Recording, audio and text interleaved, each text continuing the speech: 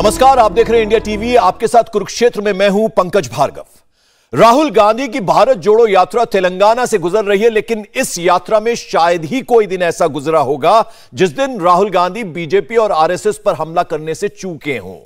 RSS मुक्त भारत का सपना लेकर सड़क पर निकले राहुल गांधी ने इस बार साफ साफ धमकी दी है। राहुल गांधी ने कहा है कि देश में नफरत और हिंसा फैलाने वाली बीजेपी और आरएसएस को इसकी कीमत चुकानी होगी। बीजेपी आरएसएस के खिलाफ भारत जोड़ो का मिशन लेकर चलने वाले राहुल गांधी की पार्टी में भी सब कुछ हालांकि ठीक नहीं चल रहा। पीएम मोदी ने राजस्थान के सीएम अशोक गहलोत की तारीफ क्या कर दी। सचिन पायलट ने इसे गहलोत के खिलाफ सियासी हथियार बना लिया। पायलट ने तंज मारते हुए कहा कि ऐसे पीएम मोदी ने गुलाम नबी आजाद की तारीफ की थी। फिर क्या हुआ सब जानते हैं। पायलट के इस बयान के बाद राजस्थान में एक बार फिर से गहलोत वर्सेस पायलट शुरू हो गया है। जरा सबसे पहले सुनिए राहुल गांधी ने तेलंगाना में क्या कहा और फिर सुनाएंगे मोदी की वो तारीफ जिससे राजस्थान कांग्रेस में हलचल मच गई है। It is a political action against the way the BJP and the RSS are dividing the country and damaging the country, spreading hatred, spreading violence. The aim of the action is that the hatred and the violence that the BJP is spreading are weakening the country. They are anti-national activity. Of course, there is an element of institutional capture, which they have done, which the united opposition will reverse. तो आपने सुना राहुल गांधी ने क्या कहा। अब जरा राजस्थान के एक जलसे में एक ही मंच पर पीएम मोदी और सीएम अशोक गहलोत मौजूद थे। मोदी ने अपने संबोधन में अशोक गहलोत को सबसे सीनियर सीएम कहा, जिस पर सचिन पायलट ने अब तंज मारा है। मुख्यमंत्री के नाते अशोक जी और हम साथ साथ काम करते रहे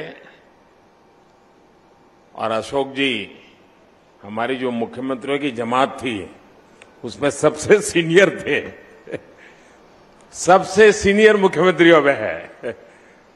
और अभी भी हम जो मंच पे बैठे हैं उसमें भी अशोक जी सीनियर मुख्यमंत्रियों में से एक है।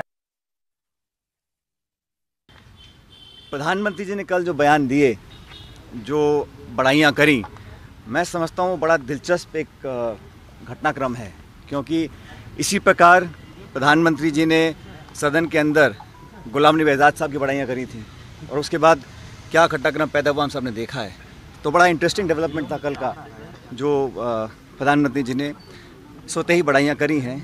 इसको बड़ा मैं इंटरेस्टिंग मानता हूँ और इतना लाइटली नहीं लेना चाहिए।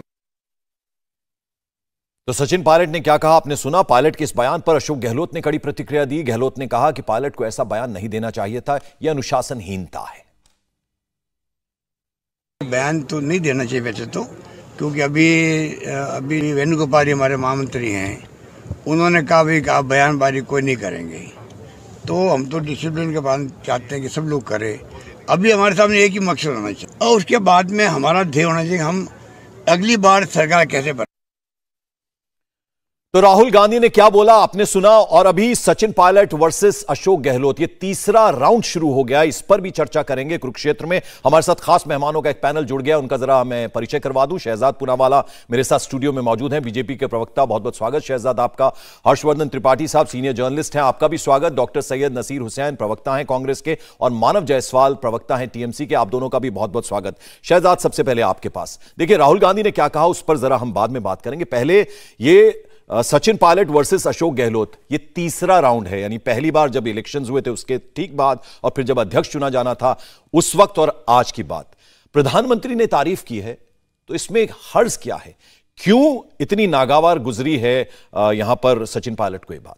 देखिए, कोऑपरेटिव फेडरलिज्म या सहकारी संघवाद का एक नियम होता है कि प्रधानमंत्री किसी एक पार्टी के नहीं होते, प्रधानमंत्री पूरे देश के होते, सभी सूबों के होते। और इसीलिए अगर कोई व्यक्ति राजनीतिक जीवन में या प्रशासनिक जीवन में कुछ अच्छा काम कर रहा है तो प्रधानमंत्री का ये दायित्व होता है कि उनकी सराहना करे। परंतु या तो सचिन पायलट समझते हैं कि उनकी पार्टी में तारीफ लायक कोई व्यक्ति नहीं बचा और इसीलिए वो किसी की भी तारीफ नहीं करनी चाहिए, या उनके मन में अशोक गहलोत जी के प्रति कोई विश्वास नहीं बचा। और इसीलिए मैं आदरणीय हमारे नासिर साहब बैठे हैं, ये भारत जोड़ो बहुत बड़ा लक्ष्य है, इसको करने की कोई आवश्यकता नहीं। सरदार पटेल ने भारत जोड़ दिया था, सरदार साहब को अपमानित मत कीजिए, आप कांग्रेस जोड़ो पर निकल जाइए।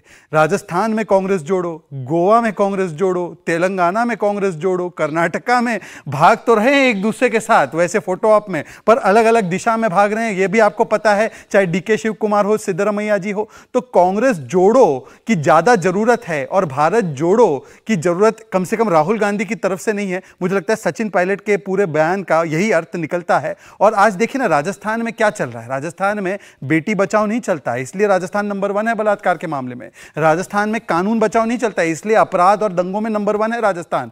SC ST कम्युनिटी के खिलाफ अगर सबसे ज्यादा अपराध होते तो राजस्थान में होते, और वहां पर केवल सत्ता बचाओ सीट बचाओ का ये तीसरा एडिशन चल रहा है। इसलिए कांग्रेस जोड़ो और भारत जो है वो तो जुड़ा हुआ है, तो उसकी आवश्यकता नहीं है। सैयद नसीर हुसैन साहब, सीधा अब आपके पास मैं आना चाहूंगा। देखिए मैं बिल्कुल शॉर्ट कर देता हूं, जो बातें उठ रही हैं उसका जवाब दे दीजिए। देखिए स्टेट संभल नहीं रही है, 2024 जीतने का ख्वाब देख रही है कांग्रेस पार्टी, और भारत जोड़ो यात्रा का फायदा क्या है? यहां से एक स्टेट नहीं संभल रही है राजस्थान, पंजाब में क्या हाल हुआ वो सबने देखा।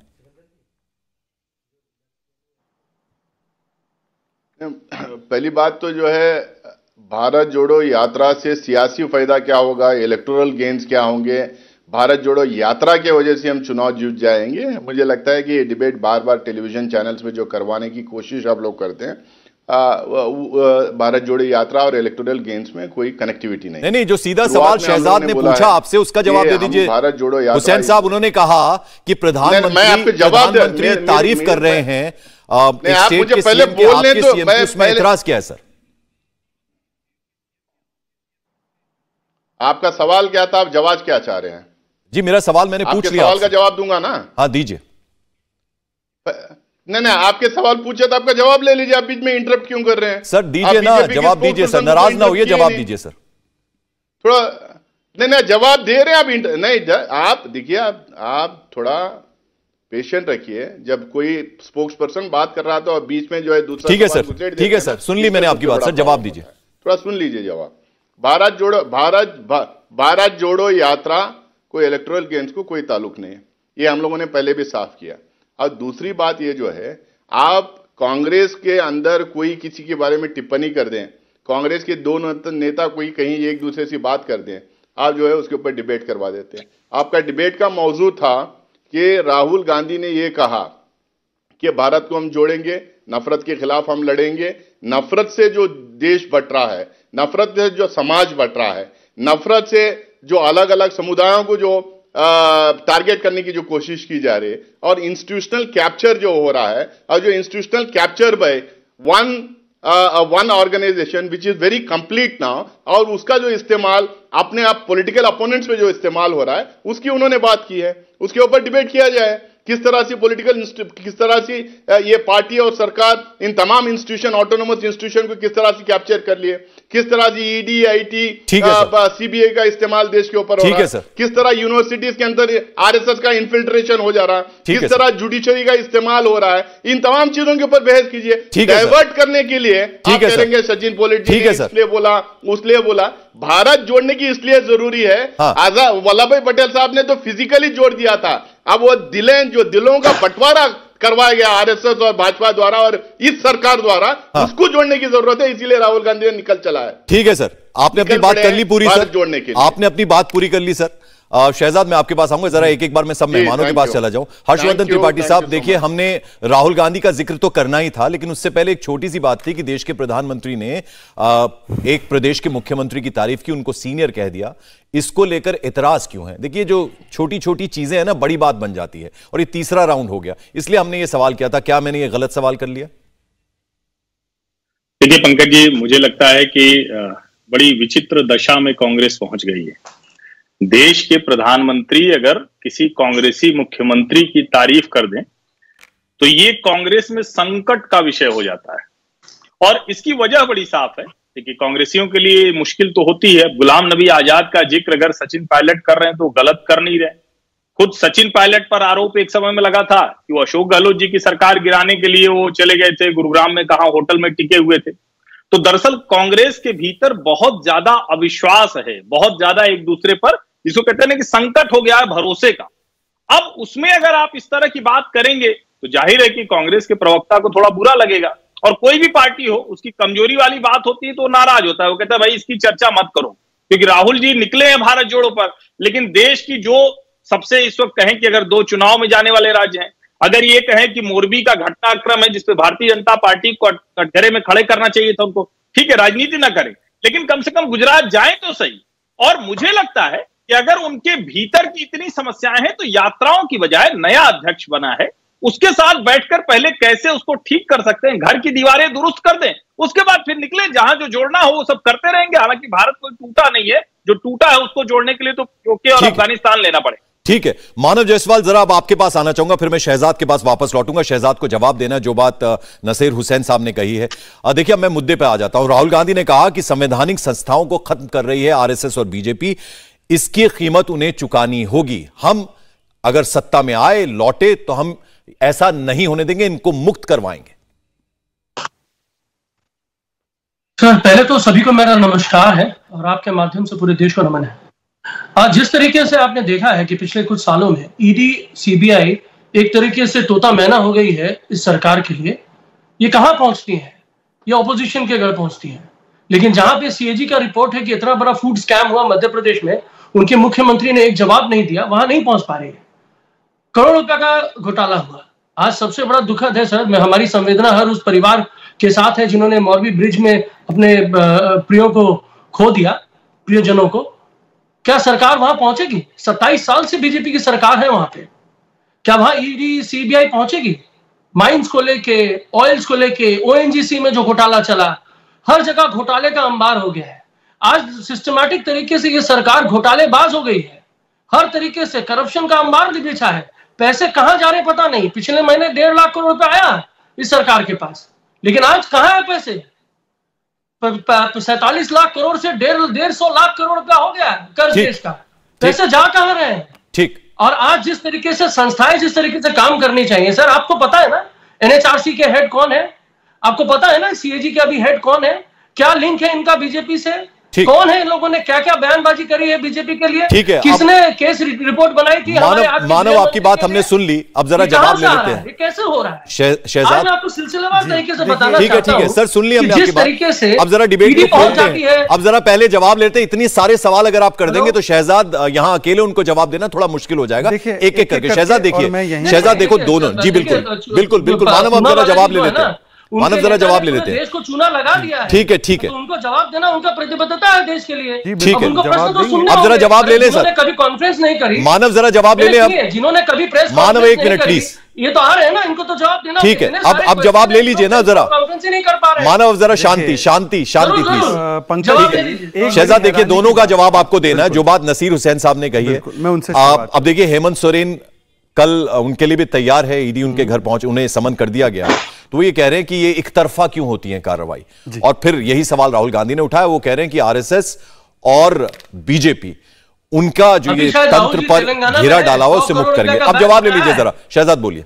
जी, मैं एक एक करके बहुत सारे पॉइंट मैंने नोट किए थे नासिर हुसैन साहब के, तो मैं उसका जवाब देता हूं। परंतु एक चीज जो मेरे मन में ध्यान में आई हर्षवर्धन जी की बात सुनकर, कि इतना बवाल तो कांग्रेस ने तब नहीं काटा था जब एक आतंकवादी हाफिज सईद ने उनकी पार्टी की तारीफ की थी, तब उन्होंने उसको स्वीकारा था। कोई अधिकृत रूप से इस तरीके का खंडन नहीं हुआ था। परंतु आज प्रधानमंत्री मोदी ने किया है तो उनको उससे दिक्कत है, परंतु अधिकृत रूप से उन्होंने तभी खंडन नहीं किया। हमारा इंटरनल मैटर है। हाँ नहीं, वो इंटरनल ही है, पर वो एक्सटर्नली झगड़ा करते हैं ना, बयान तो एक्सटर्नली दे रहे हैं, झगड़ा भाई एक्सटर्नली हो रहा है। एक दूसरे के खिलाफ सेडिशन केस लगाते हैं, एक्सटर्नली लगाते हैं। ये पंकज जी ऐसे बीच में नहीं मानव, देखिए गलत बात है, किसी के बीच में मैं सबको मौका दूंगा, बीच में मत बोलिए मानव प्लीज।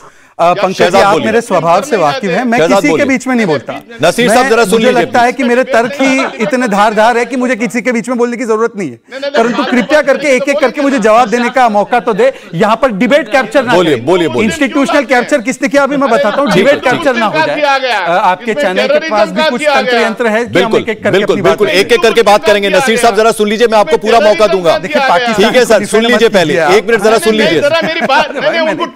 अब मुझे बताइए, अधिकृत बीच में मत टोकिए, आप देखिए उनको बात करने दीजिए, फिर जब आपको लगेगा जो बातें उन्होंने गलत कही हैं तो आप अपना जवाब दीजिएगा। हम एक दूसरे के मौके में बात रखते हैं। बोलिए शहजाद। देखिए मैं कैसे बोलूं, जनता नहीं सुन पाएगी, मैं तो बोल दूंगा। नहीं बोलिए मानव, एक एक करके देखिए, एक एक करके, ऐसे डिबेट का मजा नहीं आता। बोलने की मेरी ट्रेनिंग है, पर मैं चाहता हूं जनता भी इंडिया टीवी पे आती है। एक ठीक है मानव और नसीर साहब दोनों से मेरी इल्तिजा है, प्लीज थोड़ा सुन लीजिए। फिर मैं आपके पास आऊंगा, आपको मौका मिलेगा। बोलिए शहजाद। देखिए, पहले इन्होंने बात की, सुनेंगे ना, कैसे होगी बात, ऐसे कैसे होगी? पंकज जी, आप तय कर लीजिए कि अब देखिए, इसको भी हमें मैं कह रहा हूं, नसीर साहब जरा सुन लीजिए प्लीज, एक स्टैंडर्ड वाली डिबेट बनानी है, आप तय कीजिए, मैं उसके हिसाब से। प्लीज बोलिए शहजाद।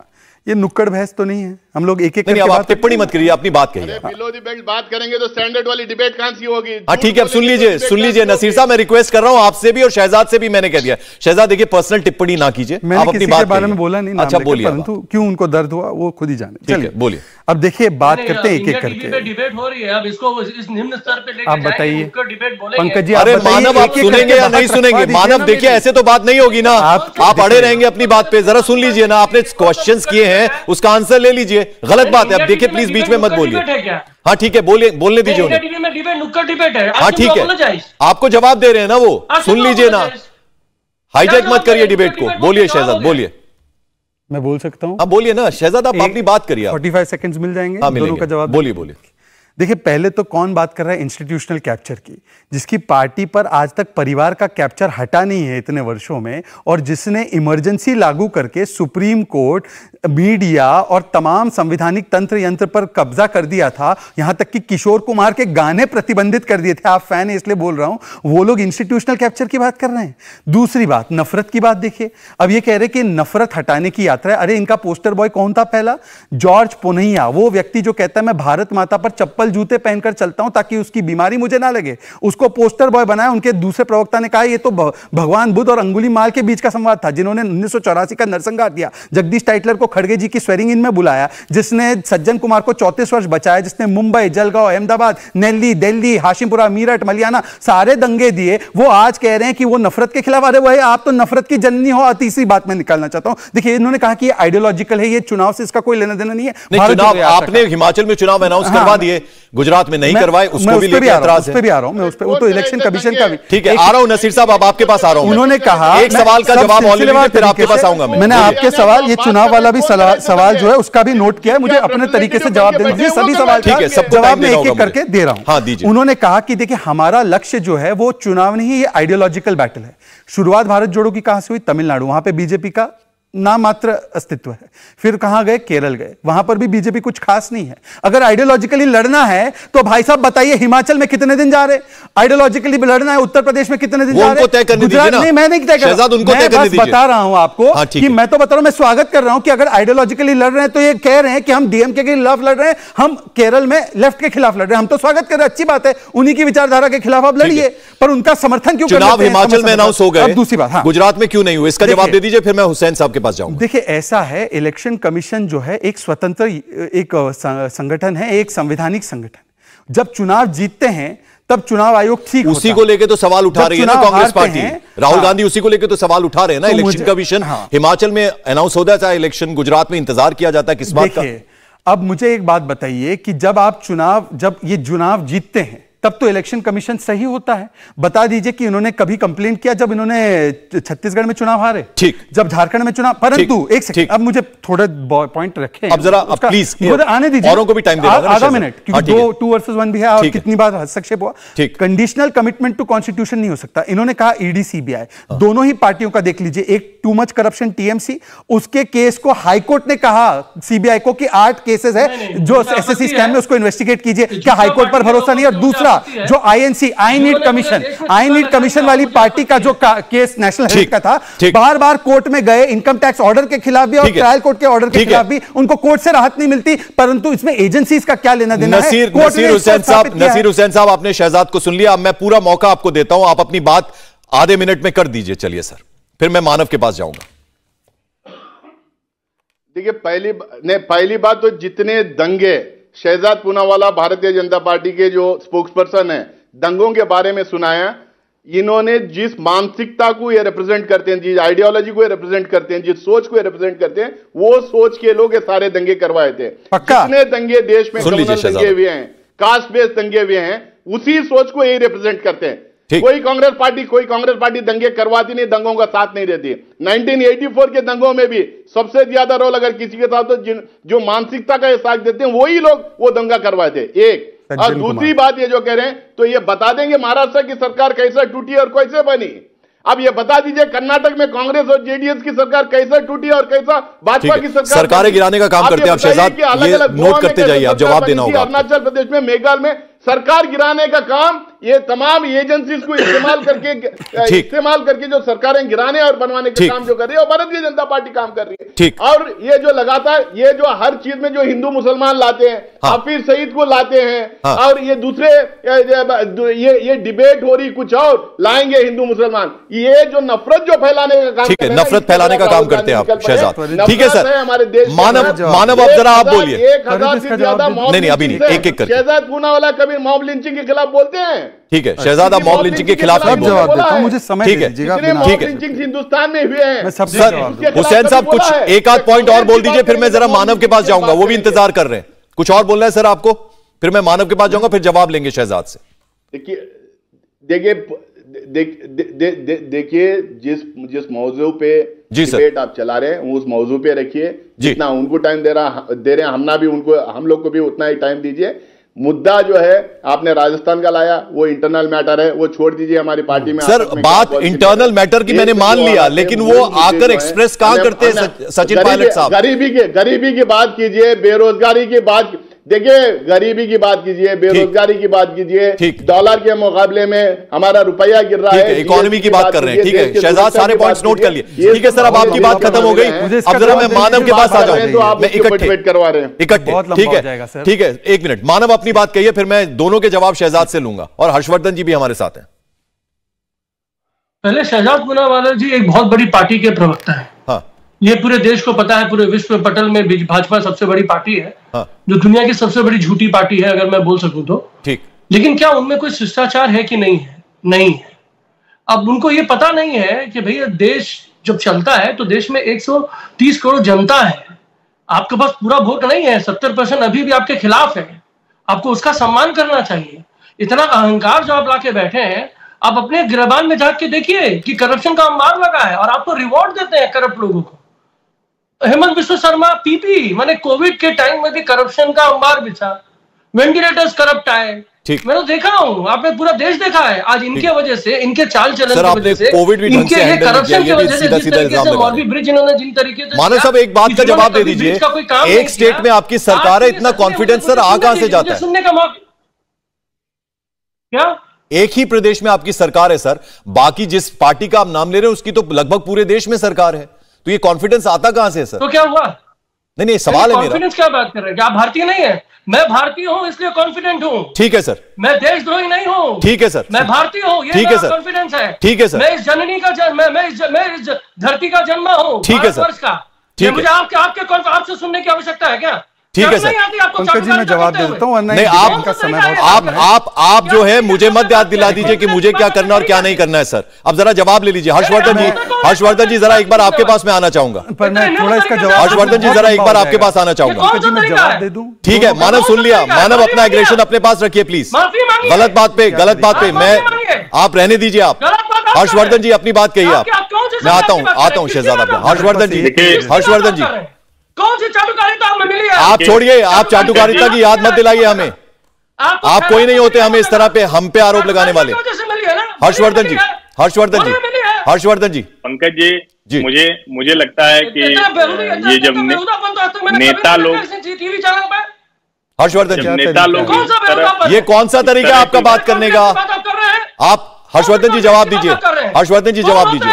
हर्षवर्धन जी जवाब। नेता लोग इस तरह की बयानबाजी करते हैं तो वो सोचते हैं कि देश के लोगों को पता नहीं होगा। समय थोड़ा बदल गया है जी। हेमंत बिस्वा शर्मा के ऊपर दिल्ली के मुख्यमंत्री और उनके मंत्रियों ने भी आरोप लगाए थे, और हेमंत बिस्वा शर्मा ने बहुत स्पष्ट तौर पर कहा था कि इस पर हम कानूनी कार्रवाई करेंगे। मुझे लगता है कि पार्टियों के बीच में जब डिबेट के बीच में इस तरह के आरोप प्रत्यारोप लगाते हैं, और ऐसे ढेर सारे आरोप हैं, मानव जी की पार्टी के भी जो अभिषेक बनर्जी है उनके ऊपर ढेर सारे आरोप हैं, ऐसे ढेर सारी जांच चल रही है। मुझे लगता है कि ये जो डिबेट था उस पर बात करनी चाहिए, और अगर उस पर बात खत्म हो गई इसका मतलब उस पर उनके पास तर्क तथ्य नहीं बचे। मूल बात क्या है? क्या इस देश में सचमुच राष्ट्रीय स्वयंसेवक संघ ने देश की संवैधानिक संस्थाओं पर कब्जा कर लिया है? क्या इस देश पर बड़ा संकट है, संवैधानिक संकट आ गया है? और इसके लिए मैं सिर्फ आपको एक उदाहरण ध्यान में दिलाता हूं इस देश में सर्वोच्च न्यायालय को लेकर जब Deepak Mishra chief justice of India बनने जा रहे थे, तब से लेकर उनके बनने के बाद और अभी जब DY Chandrachud chief justice of India बनने जा रहे थे, तब ये अफवाह फैलाई गई, बार बार ये कहा गया कि सरकार हस्तक्षेप करने जा रही है। जो जुडिशियल प्रोसेस है, जो ऑटोमेटिक प्रोसेस है, उसको हस्तक्षेप करेगी। क्या हुआ? कुछ नहीं हुआ। जिन 4 लोगों ने प्रेस कॉन्फ्रेंस की थी, उसके बाद उसमें जो जिनका नंबर आता था वो चीफ जस्टिस बन के भी चले गए। लेकिन कमाल की बात यह है कि जिन सरकारों ने राज्यों के जो चीफ जस्टिस होते हैं यानी हाईकोर्ट के, और जो केंद्र में जो सबसे बड़ा सर्वोच्च न्यायालय होता है, उसमें भी न्यायाधीशों की प्रक्रिया बदलकर नए न्यायाधीश नियुक्त कर दिए, वो भी कह रहे हैं कि संवैधानिक संस्थाएं नष्ट हो रही। मुझे लगता है कि देश के लोग आज चीजें जल्दी जान जाते हैं, इसलिए झूठ अफवाह की राजनीति कम चल पाती। ठीक है शहजाद, अब आपको इन दोनों का जवाब दोनों ही मेरे जो साथी प्रवक्ता है मुझसे उम्र में भी और अनुभव में भी बड़े, मैं अपनी बात रख दूं फिर मुझे काउंटर करे, उनके सवालों का जवाब देना चाहता हूं। पहले नासिर हुसैन जी ने कहा कि देखिए ये भाजपा के मानसिकता के लोग दंगे कराते थे, सरकारें आपकी थी। चलिए मुंबई का दंगा उठाते हैं। मुंबई में जब दंगा हुआ तो कांग्रेस के लोगों ने श्री कृष्ण रिपोर्ट बनाई थी, जिसमें बाला साहेब ठाकरे और उनके सुपुत्र और परिवार को उन्होंने इंडाइट किया था। उसी रिपोर्ट को फाड़ के आज उन्हीं को सेकुलरिज्म में नहलाकर वो आज उनके साथ साथी बन गए हैं। ये कैसी विचारधारा है भाई? उन्होंने कहा कि आरएसएस मानसिकता के लोग दंगे करवाते। सज्जन कुमार कन्विक्ट हुए 34 वर्ष बाद। ये आरएसएस के थे या आपने उनको मंत्री बनाकर रखा था? आप सरकारें गिराते हैं। उसमें भी सर मैंने सारी लिखी है, मैं आ जाऊंगा उस पर, आप प्लीज मुझे थोड़ा मौका दे दीजिए। उन्होंने कहा कि हम हिंदू मुसलमान कराते।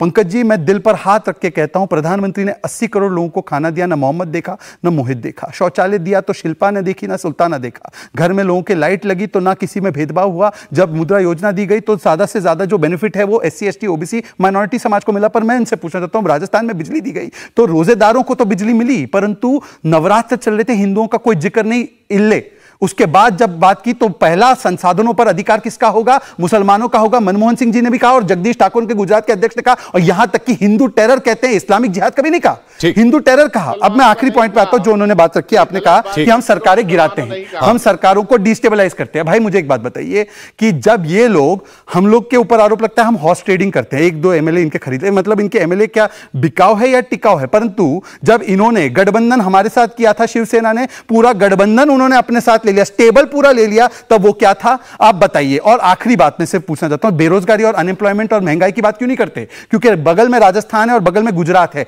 राजस्थान में 20% वो तो कह रहे हैं नसीर हुसैन साहब, आप गलत हैं। आप बेरोजगारी की बात तो उन्होंने उठाई है। कृपया जी 30 सेकंड दे दीजिए मुझे और 30 सेकंड।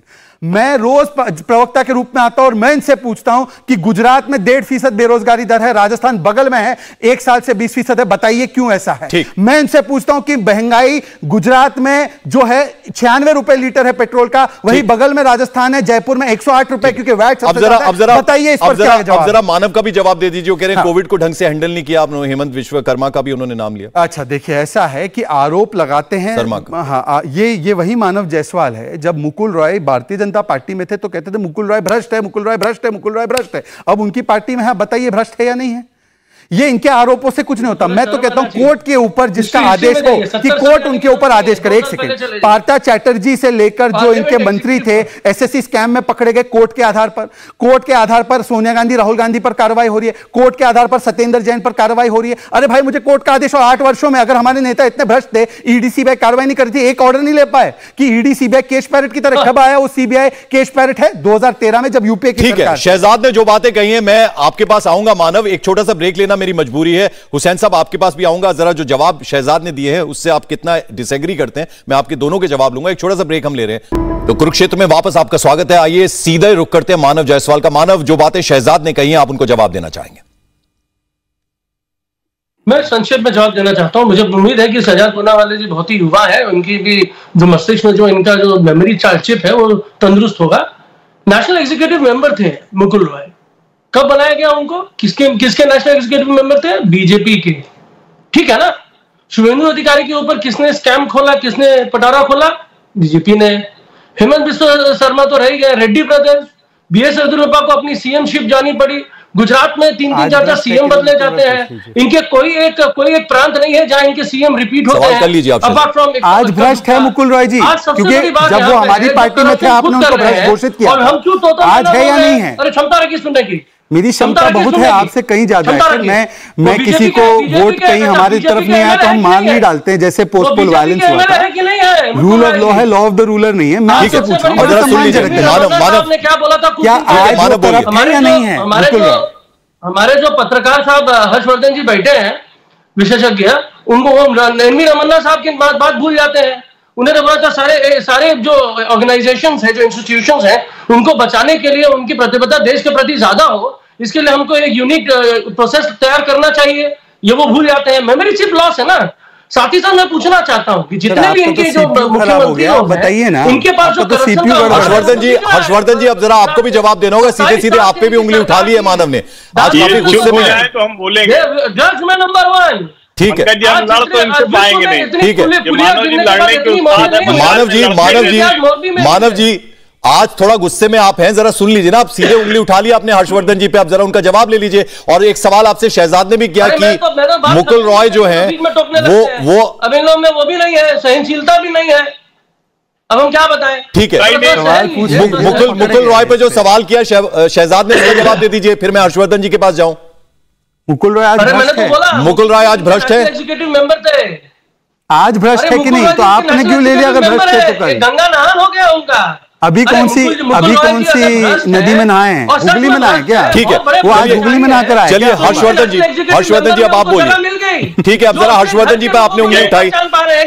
ठीक है मानव, अब जरा औरों को भी सुन लीजिए प्लीज। विदेशों के भ्रष्टाचारों को कैसे ठीक है मानव। हर्षवर्धन आज मोरबी में जो हादसा हुआ है, ओरिबा कंपनी में कितने लोगों को एफआईआर करी गई है? ठीक है, ठीक है मानव, अब जरा सुन ले। हर्षवर्धन जी बोलिए। देखिए, अच्छा हुआ इन्होंने रमन्ना साहब का जिक्र किया। रमन्ना साहब और देश के सभी न्यायाधीश अलग अलग समय पर अलग अलग कार्यक्रमों में इस देश के लोकतंत्र को, संवैधानिक व्यवस्था को बेहतर करने के लिए सुझाव देते हैं, सलाह देते हैं। प्रधानमंत्री और चीफ जस्टिस ऑफ इंडिया जब एक मंच पर होते हैं तो एक दूसरे के प्रति जो भी उनको लगता है कि ठीक होना चाहिए वो बात करते हैं।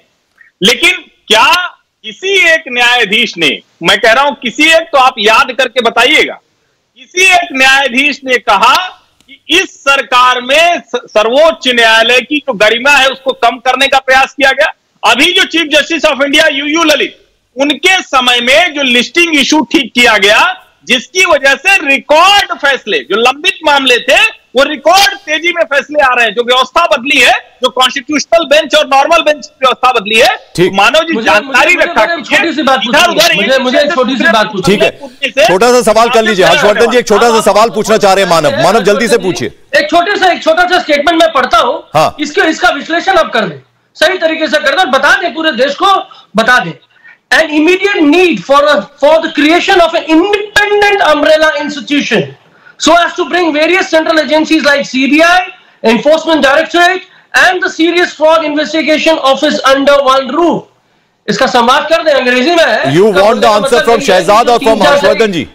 आपको आंसर किससे चाहिए? हर्षवर्धन जी। ठीक है, हर्षवर्धन जी जवाब दीजिए। हर्षवर्धन जी जवाब दीजिए।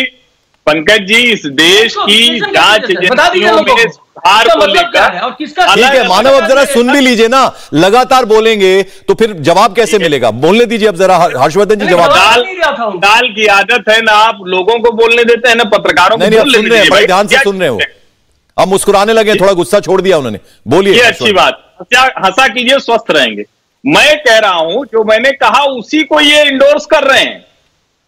कह रहे हैं, वो क्या कह रहे हैं? वो कह रहे हैं कि इस देश की जांच एजेंसियों को इस तरह से तैयार करना चाहिए कि देश में जो भ्रष्टाचार के मामले, देश में जो ऐसे कोई भी आपराधिक मामले हैं, उनकी जांच ठीक तरीके से हो सके।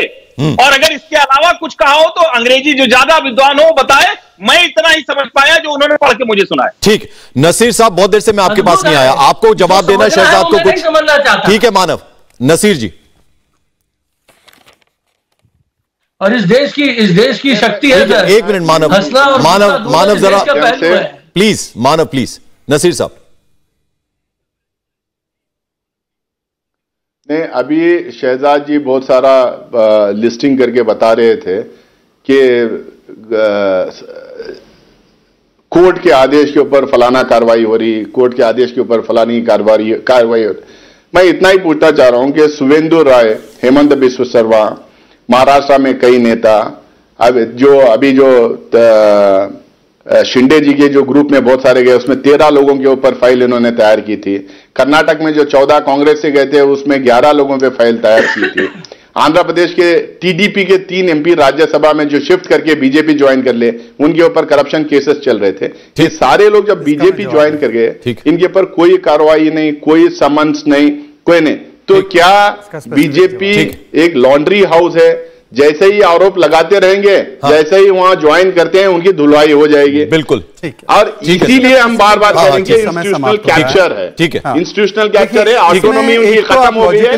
नसीर साहब जरा इस सवाल का जवाब देना चाहते हैं। शहजाद जवाब स्पेसिफिकली एक उदाहरण के थोड़ा वक्त को भी ध्यान में रखना होगा। शहजाद जवाब दीजिए। जवाब दे देता हूं। इनका तर्क क्या है? इनका तर्क ये है कि हमारे साथ है तो दाग लगे हुए हैं, परंतु वो धुल के आपके पास आ जाते, साफ हो जाते। तो अगर दागी है तो आपने उनको घर में क्यों बैठा के रखा है? पहली बात। दूसरी बात, मैं एक उदाहरण स्पेसिफिक देता हूं। संजय राठौड़ जो कि एक व्यक्ति थे महाराष्ट्र में, उनकी सरकार, उन्होंने जिक्र किया महाराष्ट्र के विधायकों का। पंकज जी एक एक करके उन्होंने, पंकज जी एक प्लीज, पंकज जी जनता नहीं सुन पाई। नसीर साहब देखिए एक उदाहरण सवाल आपने किया, स्पेसिफिक उदाहरण। शहजाद एक मिनट मुझे बोलने दीजिए। राठौड़ जी को एक मिनट।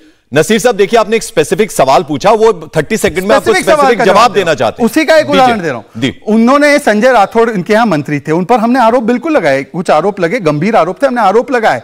उनकी सरकार थी, उनकी पुलिस थी, उनकी पुलिस ने उनको क्लीन चिट दिया कि अब वो आरोप बेबुनियाद है। हमने बोला ठीक है, अगर आपकी पुलिस ने, वहां की पुलिस ने जांच करने के बाद दिया है तो ठीक है, और उसके बाद फिर अगर वो हमें ज्वाइन करे तब तो उनको गुनहगार लगते हैं। जब आपके यहां थे और आपने क्लीन चिट दिया तो पहले आप बताइए कि आपकी पुलिस ने गलत क्लीन चिट दिया। नहीं, पहले आप बता दीजिए। आपके पास जब पुलिस थी, जब आपके एमवीए की सरकार थी, तब आपने क्लीन चिट दिया। वो आउट बोला है पर आप कमेंट कीजिए, नो प्रॉब्लम। देखिए कन्वीनियंटली नहीं, एक मिनट कन्वीनियंटली एक आदमी का नाम इन्होंने बोला। शुभेंदु राव के खिलाफ क्यों कार्रवाई नहीं हो रही है? शुभेंदु राव जी का भी बोलता हूं, के खिलाफ क्यों कार्रवाई नहीं हो रही है? उसी में उलझे रह जाएंगे और भी बहुत सारे सवाल। नहीं क्या आरोप था? नहीं, राठौड़ जी पे मैंने जो फैक्चुअली बोला गलत है, सही है। और ये जो राठौड़ जी पे सही गलत है, मैं महाराष्ट्र से हूं, मुझे पूरा पता है। बताइए, मतलब डराना, धमकाना, फाइल खोलना, सरकारें गिराना, तो इंस्टीट्यूशनल कैप्चर नहीं है। आपके यहाँ ऐसे लोग हैं क्यों जो डर जाते हैं एजेंसी से? नहीं, अब देखिए, अब मैं जरा कुछ और प्रश्नों पे जाता हूं। इसमें आप स्पेसिफिक चीजों में उलझे रहेंगे तो और बातें नहीं होंगी। शहजाद साहब देखिए, आप पे, आपकी पार्टी पर यह भी इल्जाम लगता है, राहुल गांधी रोज प्रेस कॉन्फ्रेंस कर रहे हैं भारत जोड़ो यात्रा में, उन्होंने यह भी कहा कि डेमोक्रेसी नहीं है आपकी पार्टी में। हमने देखिए अध्यक्ष का चुनाव करवा दिया, ना आरएसएस में चुनाव होता है, ना बीजेपी में चुनाव होता है। सीधे सीधे ये आरोप लगाया उन्होंने राहुल गांधी ने। जवाब दीजिए इसका। देखिए, जो लोग परिवार तंत्र के, वो कह रहे हैं डेमोक्रेसी नहीं है आपकी पार्टी में। जो परिवार तंत्र के डीएनए में फले फूले हो, उनको लोकतांत्रिक संस्थाओं पर हमेशा विश्वास नहीं होता, उनको हमेशा भरोसा नहीं होता। मुझे एक बात बताइए, चुनाव की बात करते हैं, किस प्रकार का चुनाव हुआ? शशि थरूर जी ने बताया कि अनइवन प्लेइंग फील्ड था।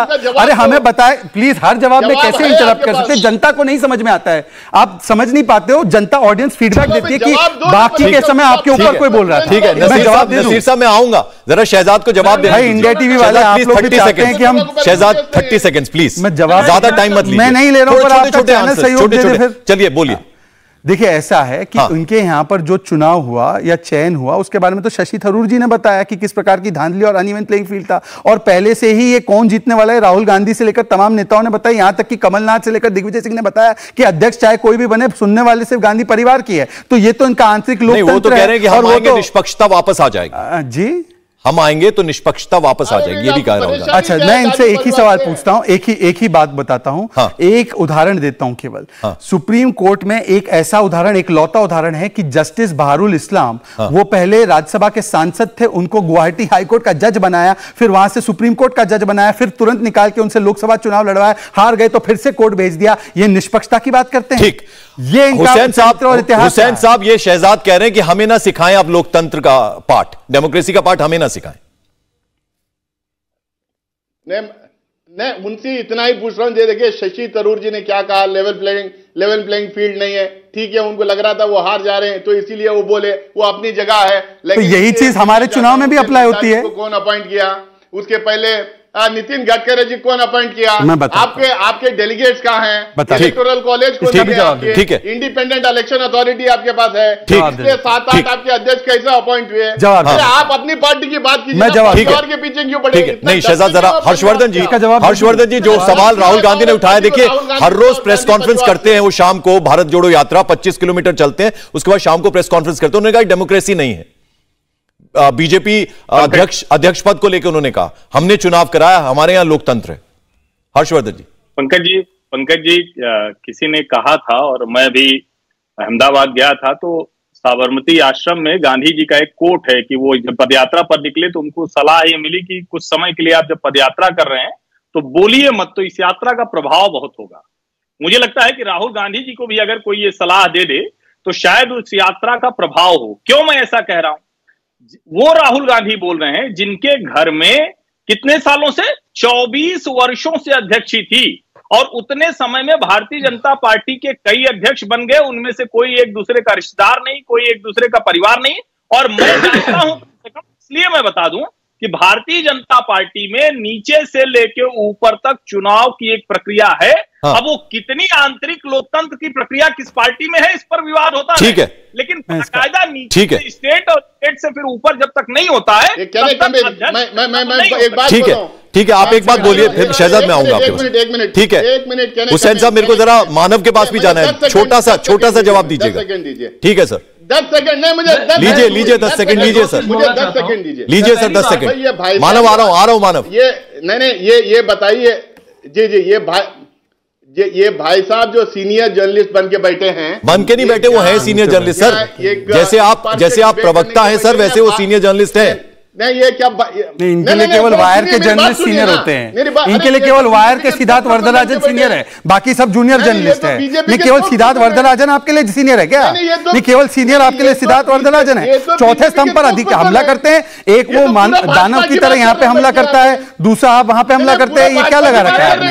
नहीं आपके लिए कौन है सीनियर जर्नलिस्ट? आपके लिए केवल कुमार केतकर, राजीव शुक्ला और सिद्धार्थ वरदराजन है। बताइए, माफ कीजिएगा राजीव शुक्ला जी मेरे मित्र हैं, पर मुझे नाम लेना पड़ा। ठीक है, डाल दीजिए ना। हुसैन साहब जवाब दीजिए, हुसैन साहब जवाब दीजिए। ये भाई साहब यहाँ बैठ के जो है न्यूट्रल जवाब देने, न्यूट्रल बातचीत, न्यूट्रल बहस करने की पहले पूरी बैठ के भाजपा की तारीफ कर रहे हैं। अब ये बोल रहे हैं कि इलेक्टेड पोजीशन है भाजपा में, बता दिया हमें कि कितने इलेक्शन हुए, कौन सा इलेक्शन हुए। ये तो लग रहा है कि मुझे हो गई आपकी बात कंप्लीट सर, आपकी बात कंप्लीट हो गई। अब जरा मुझे मानव के पास जाना है, फिर शहजाद आपको जवाब देंगे। शहजाद मैं आऊंगा। मानव जरा ये बताइए कि ये जो भारत जोड़ो यात्रा हो रही है और उसके बाद हर रोज, ठीक है सर, हुसैन साहब जरा प्लीज, हुसैन साहब जरा प्लीज। मानव ये जो भारत जोड़ो यात्रा हो रही है उसके बाद जो प्रेस कॉन्फ्रेंस होती है, कहीं ये तो नहीं राहुल गांधी इंश्योर कर रहे कि जो फाइट है 2024 में वो सिर्फ कांग्रेस और बीजेपी के बीच में रहे, ना ममता और ना केसीआर?